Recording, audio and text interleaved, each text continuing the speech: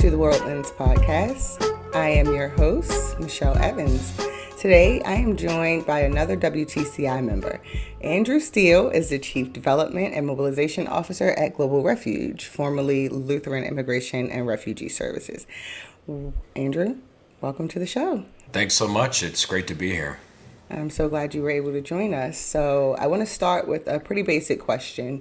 For listeners who don't know you, what is Global Refuge and what exactly is your mission? Definitely. Well, other than being a member of WTCI, Global Refuge is now an 86-year-old nonprofit that is headquartered here in Baltimore. Since 1999, we've been headquartered in the beautiful Inner Harbor of Baltimore. But we are one of the 10 national refugee resettlement agencies that works with the federal government to do refugee resettlement. And we've always been since 1939.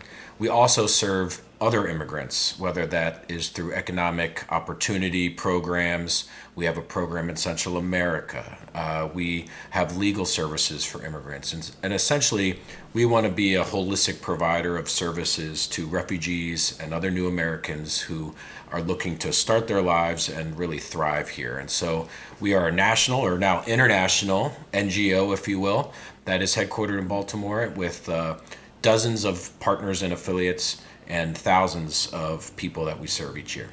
That's awesome. So I want to talk a little bit more about your mission.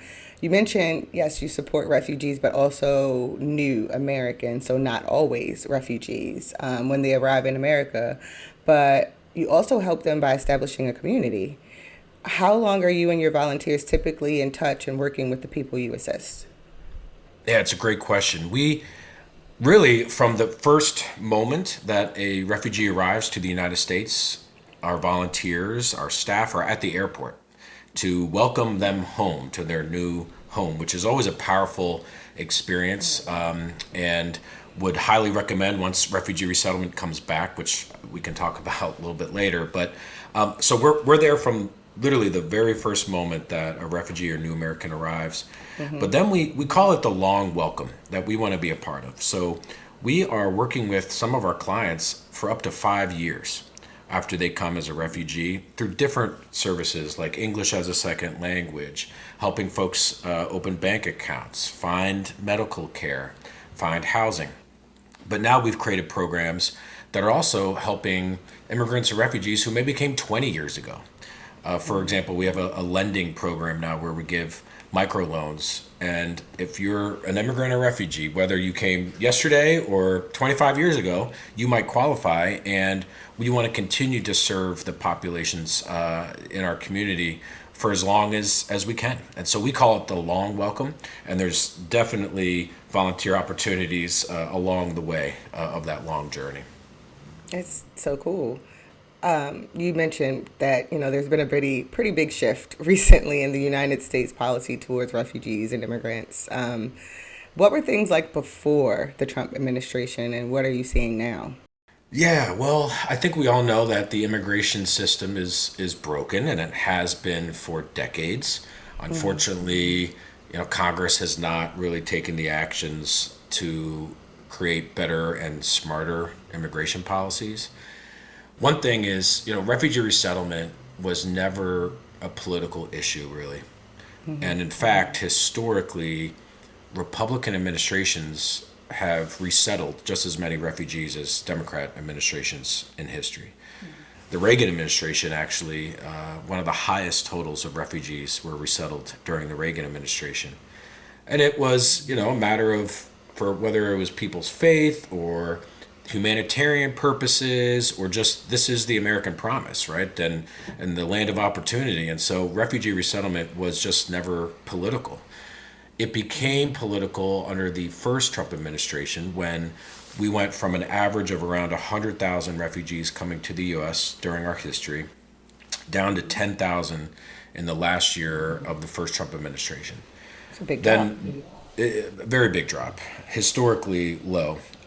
We went back the last 4 years. We built the system back up, and in 2024, nationwide, we resettled over 100,000 refugees, and Global Refuge actually resettled 20,000 or so, making us the second largest in the nation.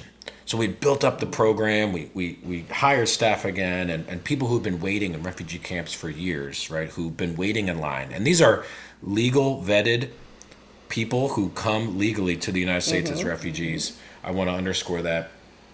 Unfortunately, on day one, on January 20th of the new administration, there was a suspension put in place for the refugee resettlement program, essentially stopping it. And since then, the administration has ended its cooperative agreements with us and the other national resettlement agencies.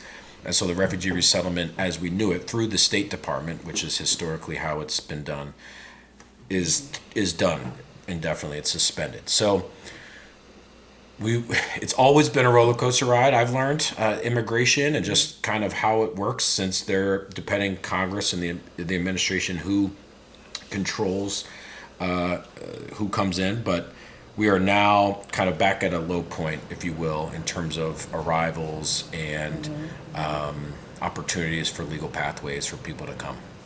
That's unfortunate. Yeah, it's a lot of bad publicity swirling around you guys right now. Your organization was hit by Trump seriously early on, and some of his allies called you out directly. But what is it like to be under that kind of a microscope like that? It's not fun, I can tell you that much. I bet. I don't lose sleep often, but when there was a tweet, I believe it was in February or March. I don't know. The last several months have been really Four really intense years. for us. Yeah, exactly. But Elon Musk actually tweeted about us, and unfortunately, like I said, we've gone. We're an organization that is faith based as well. So we've been doing this work for 86 years. It wasn't political. We've kind of been thrust into that, and so unfortunately, we receive a lot of negative emails, calls, hate mail, death threats, even. Sheesh. But I will say that we do get to witness the goodness of Americans as well. We've seen so many people respond in a positive way to that tweet or to some of the ways that we've been targeted by the administration, whether through their financial giving or advocacy. And so we know there's a lot of people who do support refugees and immigrants and want this country to continue to be a nation of immigrants. But we are, as an organization that's been involved in the public-private partnership for years with the federal government and are funded by the federal government, those direct policy changes have hit us much harder than most organizations. We've had to initiate some mass layoffs of staff, unfortunately, hundreds of staff nationwide, and that is hard. These are very very passionate, committed people, case managers, social workers, people in IT, people in HR, people in development, and just due to the fact that our funding basically got paused or stopped from the federal government, it really has impacted us in a big way. So we're enduring it. We're persevering through it, but it has been a challenge. I'm sure. And anyone who knows you or the organization knows that you're nothing like what they're accusing you guys of. But it's kind of hard to fight that when it's so much disinformation out there about you guys. I know your president and CEO, and also a friend of WTCI, Krish Omara Vignaraja. She's been doing a lot of press and like pushing back. Can you share like what you're doing to kind of spread the work that you're doing?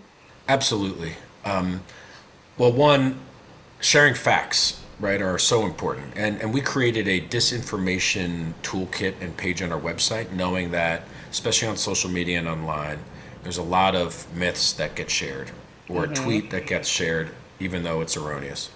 Right. So we have a lot of facts for people to equip folks so that they feel confident enough to refute disinformation they're hearing maybe in their friends, family, networks.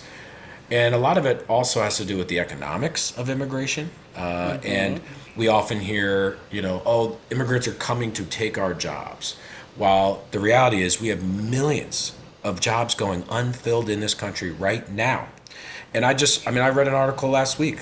Our beloved crab industry here in Maryland, I one of know. the major impacts to the cost of your lump crab meat is because we don't have enough visas for legal immigrants to come and work in the crab industry. And so, to us, there's this humanitarian reason why we do this work. It's the right thing to do. But then you take a step back economically, it is just the smart thing to do. So we shared those kind of myths versus facts documents, but we're also trying to tell the stories of real people that we serve to shift the narrative of demonizing refugees and other immigrants. These are community members, your neighbors, moms, dads, brothers, sisters, children who have gone through unimaginable things to come here legally. And, we are just trying to lift up these stories to try to shift the narrative from being negative and demeaning to immigrants and refugees back to who we are and our roots as Americans and what we believe in. So, trying to do that on social media with videos, as you said, Krish being in the press. And we know that's a long game, but we have to be a part of shifting that narrative. Yeah, it's so funny you say that because yes, the immigration to this country has a lot to do with our economic stability, and I think people forget that. Well, and if I may, our Krish, our CEO, recently gave a TEDx talk where it was titled "America's Superpower," and essentially it was immigration. The fact that people want to come here, that we can, no matter what our birth rate is doing, and by the way, it is declining. For the first time since our census was taken, our birth rate has now dropped below 2.0. And you need a birth rate of 2.2 or 2.3, essentially, to just like kind of keep things going. Well, what is your solution when your birth rate drops? For countries like Japan, Italy, some of these other nations with an aging population, they don't have a solution. They're in a lot of trouble economically, macroeconomically, and looking decades in the future.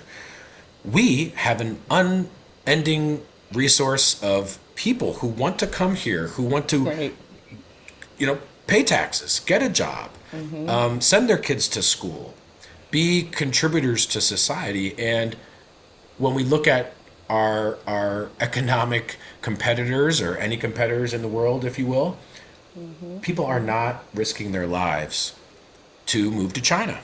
They're not risking their Right. Right. lives to go to Russia or Iran or some of these other nations that you might say are kind of our competitors. They want to come here so badly that they risk their lives.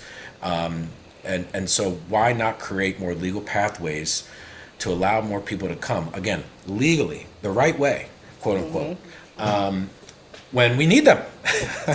Please come take our jobs. We have 8 million of them. We need you to come take those, right? So that's a strong point we're trying to make. Yeah, it seems like a pretty basic solution. Yeah. So I know like we were just mentioning how crazy it is right now with like how the US is approaching like international aid. Like what is it like working in this sphere with immigrants and refugees? Like how are they feeling with all this going on? Oh, it's honestly it's sad, and right now we have more displaced people in the world than ever in human history. We have over 120 million people who are displaced from their homes around the world, and we are a country that can take in more people. We always have, not always, but going back 100 years or so, and it's hard. A lot of our clients, and when I say clients, these are refugees and immigrants we serve. They are scared.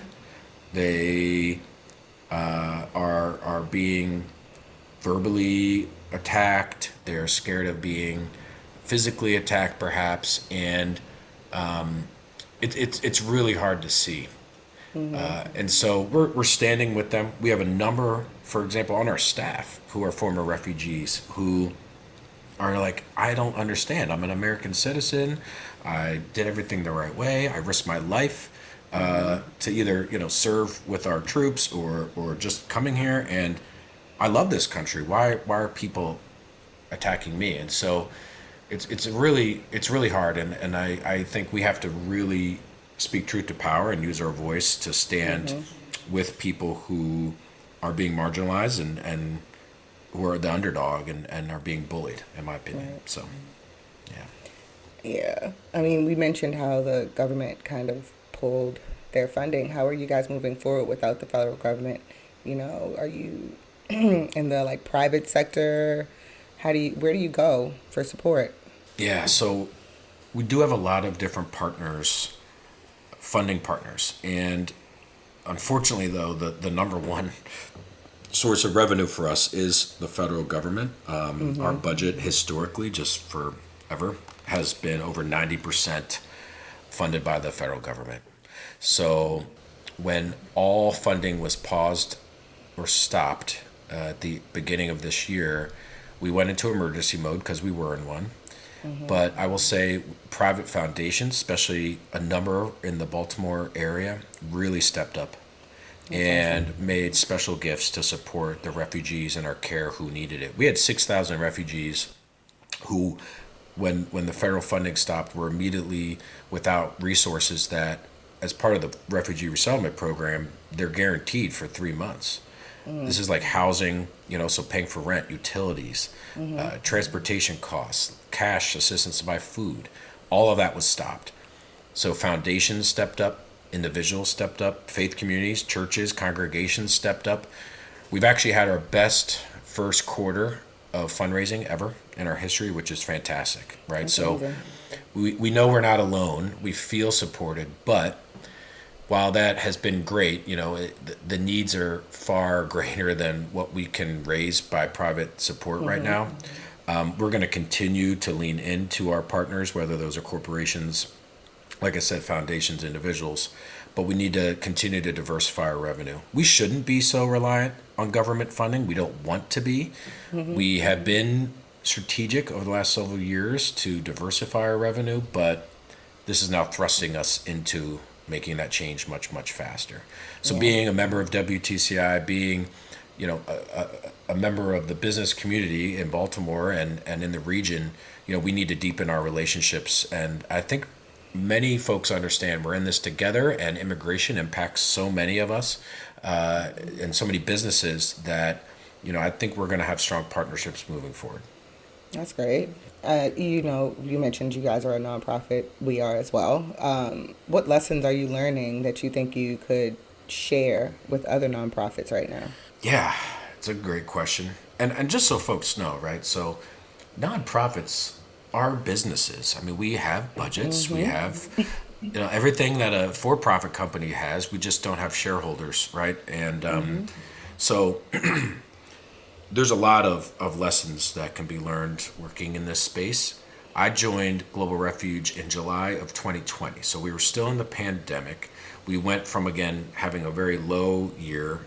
Then, when the Afghan crisis in August of 2021 happened, when the 80,000 were evacuated, we were one of the major players in resettling Afghans around the nation. We spiked in terms of the number of donors and revenue. We were in the news every day. Then the next year, we received a $15 million Mackenzie Scott gift. She is the ex-wife of Jeff Bezos, who's become the most prolific philanthropist in the world, Mm-hmm. really. I mean, we've gone through this roller coaster and incredible change. We grew from 70 staff in 2020 to 800 staff last year. So, but now we're back down, right? Not to 70, but we've had to, again, like I said, unfortunately reduce our budget and staff. But what I'll say, just some lessons are, it's good to have a strategic plan. You have to have one, but you also have to be willing to make changes to it along the way. I think being in immigration has taught me that change obviously is inevitable, but it is so fast, and the world is changing so fast. Whether that's the economy or certain policies or day by day, certain tweets can change markets and all of this. And so, Right. being more nimble in your planning, being ready for your quote crisis moment, if you will. We did get caught a little flat-footed in 2021 when the Afghan crisis happened, and we built our infrastructure since. But been trying to encourage other nonprofits, be ready for your moment. It doesn't have to be a crisis, but what will happen? Someone visits your office who is well known, or a story gets written about you that tells your mission and your story, and people get excited. You have to be ready to capture your moment. And then I guess just the last thing is staying committed. Having a North Star so that when, for example, we did not when we changed our name and updated our brand last year, we didn't touch our mission statement, our vision statement, our values. We still kept right that North Star of what we're doing and who we're serving. The how has changed. So, sure, we can't be at an airport to welcome refugees because refugees are not coming to the United States right now. But we're still going to live out our mission and serve refugees who are already here and do it differently. So I think making sure that you have a very clear identity, you stay true to your mission, keep that North Star where it is so that you know where you're headed, and for your staff to know that too. But then you just are true to who you are and living out your mission. And at the end of the day, if you're doing what you believe in and you're following your mission, you're doing the right thing. That's great advice. So, what is the biggest myth right now about refugees that you can dispel? That they're illegal, or they're coming here again to take jobs. Refugees specifically are the most vetted people on earth. To become a refugee, to get that status by the United States, you're basically winning this lottery. Like I said, over 100 million displaced people around the world, and we have historically taken in 100,000 a year. So that's already a very, very small percentage. The way it starts when you're overseas and you have had to flee your home to a war or a persecution for your religion or some other reason, experienced harm or threatening violence to your life, you can apply for refugee status through the United Nations or a U.S. embassy or consulate. You then go through extreme vetting, security checks. They're talking to everybody in your life, everyone they can possibly find, right? To who are you? So to get that golden ticket of, okay, you're getting refugee status and you're flying to the U.S., you have gone through all of the checks and are way more vetted than most people here in the United States are. Right. And so when folks come, they're legally here. The United States brought them here. And we should welcome them with open arms. The same goes for other immigrants who are trying to come here through legal pathways. I think unfortunately right now there's a generalization of lumping everyone together as kind of illegals who are coming with, they're dangers to our society. Actually, all the facts, like I said earlier, you can go on our website and find these facts. Crimes. There are less crimes committed by immigrants and refugees than natural born Americans. Right. Communities are safer when new Americans move into them. They have a much higher rate of entrepreneurship and job creation than natural born Americans. Just look at the number of companies that were started by refugees or immigrants. Baltimore, we got the Ravens, got the Orioles, we got the Chesapeake Bay, we got Old Bay. And really, when you think about it, people are like, what do you know Baltimore for? They say probably, crabs and Old Bay. Well, Old Bay was invented by a refugee in Baltimore. So I love talking about that, especially when it comes to our hometown, because it's like our most iconic brand, if you will, or one of them was invented by a refugee. So I think it's a long answer, but these are folks who've done it the right way, who just want to be contributors to society, and we should, again, embrace them with welcome. Yeah. We were talking about how easy it is to get overwhelmed by all that negativity, but, what are you feeling positive about right now at Global Refuge? Some days are better than others. Some weeks are better than others. Some months are better than others. I think when I have a hard day, organizationally and here at Global Refuge, I think about the refugees that we serve and what so many of them have gone through to get here. The incredible resiliency and perseverance and fight for a better future for their children.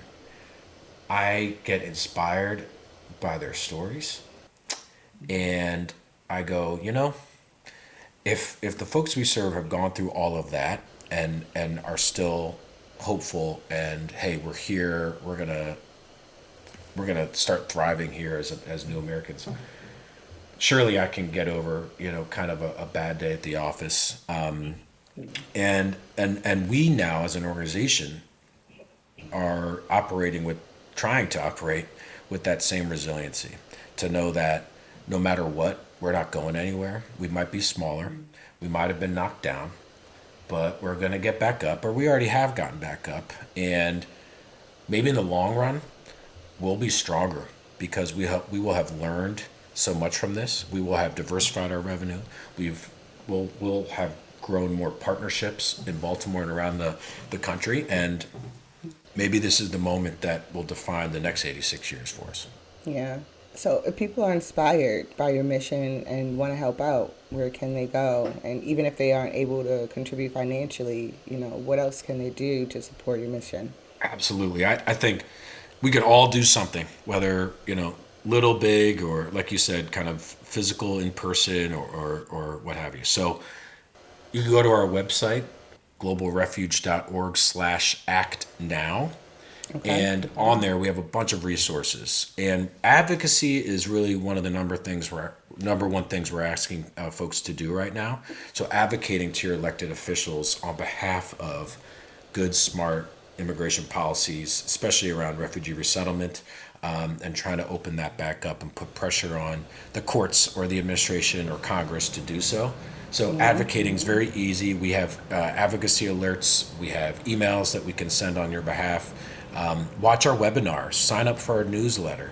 Just be informed. When I talk about what people can do, I mean, volunteerism right now has been limited just simply because, again, we don't have new arrivals. But we do have a welcome center in Baltimore that's up in Fells Point right now that's still serving refugees and immigrants. We do need some help there, so we have a volunteer page there. But otherwise, just engage and educate yourself around these issues so that you feel confident enough to speak up. Like us on social media, share our posts.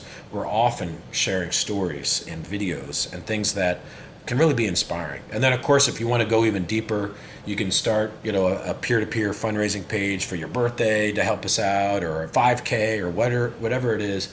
But just coming together as a community. And sometimes it's as simple as sharing a post we make, or forwarding an email.